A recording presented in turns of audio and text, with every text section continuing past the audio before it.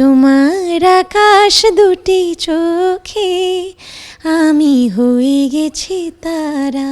Hit হলো কি হলো না সেটা তো আসলে রিলিজ হওয়ার পরে আমরা দেখতে পাই। এমনও হয়েছে স্টেজে গিয়েছি আমার গলা ভাঙা, আমি গান গাইতে পারছি না, তখন কি করব? মন খারাপ যদি কখনো হয়ে যায় তখন আমার খুব ঘুম পায়, আমি ঘুমায় যাই।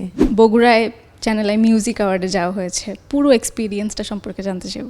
আমার কাছে ভীষণ ভালো লেগেছে। আর যেহেতু আমি চ্যানেল আই পরিবারের একজন, আবার আমার এলাকাও বগুড়া, সো আমার কাছে মনে হয়েছে যে নিজের পরিবারকে নিয়ে নিজের এলাকায় গেলাম। এবং এবার ঈদেও আমি বাড়িতে যাই নাই, আমার চ্যানেল আই মিউজিক অ্যাওয়ার্ডের মানে এই উপলক্ষে আসলে বগুড়া যাওয়া হয়েছে এবং সবাইকে নিয়ে এই যে সবার সাথে দেখা হলো, প্রত্যেকের সাথে আড্ডা হলো, দুটো দিন একদম পিকনিকের মতো গেল আমাদের। এই যে আর্টিস্টদের যে ইউনাইটেড করার একটা ব্যাপার চ্যানেল আই মিউজিক অ্যাওয়ার্ডের, প্রতি বছর আমরা কিন্তু মুখিয়ে থাকি যে কখন আসবে এই সেলিব্রেশনটা এবং আমরা আমাদের মিউজিককে সেলিব্রেট করব।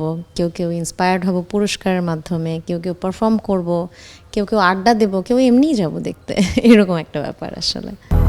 200-র বেশি সার্ভিস ও ফিচারে লেনদেনের সব বিকাশ অ্যাপে সম্ভব। গান গাওয়ার ক্ষেত্রে কোন দিকটা বেশি প্রেফারেন্স দেওয়া হয়? সুর, কথা? গান যখন তৈরি হয় তখন কিন্তু ওই ব্যাপারটা আমাদের মাথায় থাকে না যে ভাইরাল হবে কি না, বা হিট হবে না সুপার হিট হবে, বা কেউ পছন্দ করবেই কি না, বা ভালো নাও লাগতে পারে কারো। কিন্তু আমরা দেখি হচ্ছে যে গানটা একবার শুনেই আমাদের কাছে ভালো লেগে যাবে, সেটা লিরিক্যালিও অনেক রিচ হতে হবে, সেটা সুরের দিকটাও অনেক সুন্দর হতে হবে, সব দিক থেকেই মানে ওভারঅল যখন একটা গান শুনে অ্যাজ আ অডিয়েন্স আমার কাছে ভালো লাগবে, ডেফিনেটলি আমার আরও অডিয়েন্সেরও ওই গানটা ভালো লাগবে।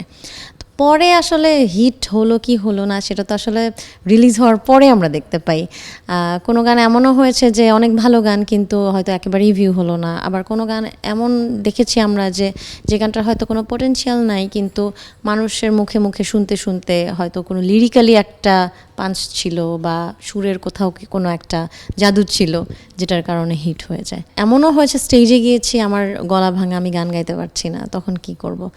তো জানি না, সামহাও আসলে উতরায় যায়। আবার অনেক সময় দেখা যায় আমার সহশিল্পীরা অনেক হেল্প করে, আর আমি একটু ম্যানেজ করে নিয়ে অল্প গান গিয়ে বেরিয়ে যাব, এই আর কি। তো আমাদের কলিগসদের মধ্যে আসলে ওই বোঝাপড়াটা আছে। যদি আমরা লুই পাপুকে শিল্পী হওয়া না দেখতে পেতাম তাহলে অন্য কিসে দেখতে পেতাম?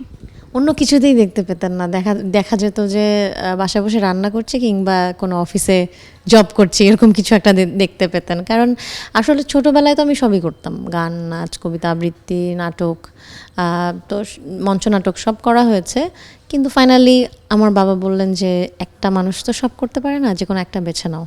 তখন আমাকে না গানটাই বেশি টেনেছে এবং আমার কাছে মনে হয়েছে যে আমি হয়তো আমার লাস্ট এফোর্টটা যতদিন পর্যন্ত দিতে পারবো সেটা তো গানই হতে পারে। গান যেহেতু একবারই বেছে নিয়েছি, অন্য কিছু হয়তো বা আর চাইলেও করা হতো না কখনো। আচ্ছা, আমরা আপনাকে দেখছি যে খুবই জলি মুডে আপনি আছেন, সব সময় কি এরকম মুডে থাকেন? আর যখন মন খারাপ হয় তখন বেশি কি করা হয়? কোন গান বেশি শোনা হয় এরকম? আমার মন খারাপ হয় না, আমি লাস্ট কবে কান্না করেছি আমার মনে নাই। আমি সবসময় এরকমই, আমাকে অনেকে বলে যে তুমি যে দুঃখের গানগুলো গাও তখনও দেখি তোমার মুখটা হাসি হাসি কেন। আমি বলি আমার চেহারাই এরকম। আমি আসলে খুশি থাকতে পছন্দ করি আর নিজেকেও খুশি রাখতে পছন্দ করি।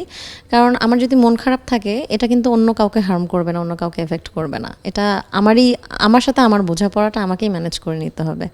সো আমি সবসময় হাসি খুশি থাকতেই পছন্দ করি। আর মন খারাপ যদি কখনো হয়ে যায় তখন আমার খুব ঘুম পায়, আমি ঘুমায় যাই। তখন আমি গানও শুনি না, কিছুই করি না, কাউকে ম্যানেজও করি না, চাইও না কারোর সাথে ঝগড়া হলে কেউ সরি বলবে এসে, সেটাও এক্সপেক্ট করি না, আমি জাস্ট ঘুমায় যাই। আমরা আপনার মুখে একটা গান শুনতে চাই। চ্যানেল আই অনলাইনের সাথে আছেন যারা, তাদের প্রতি আমার অনেক অনেক শুভেচ্ছা রইল। আসলে আপনাদের জন্যই তো আমাদের কাজ করা, সো আপনারা যতদিন পর্যন্ত আমাদের সাথে আছেন, যত বেশি ভিউজ হবে আমরা তত বেশি আপনাদের সাথে আরও সামনে এগিয়ে যেতে পারবো। তোমার আকাশ দুটি চোখে আমি হয়ে গেছি তারা, এই জীবন ছিল নদীর মতো গতিহারা দিশাহারা, ওগো তোমার আকাশ দুটি চোখে আমি হয়ে গেছি তারা।